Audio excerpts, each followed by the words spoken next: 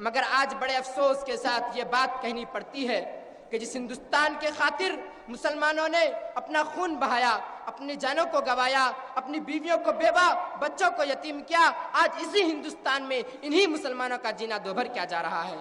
ان پر بے جا الزامات عائد کر کے انہیں قید و بند کی سزائیں دی جا رہی ہے، اور ان پر دہشت گردی کا الزام لگایا جاتا ہے، اور کہا جاتا ہے کہ ہندوستان کا مسلمان وفادار نہیں۔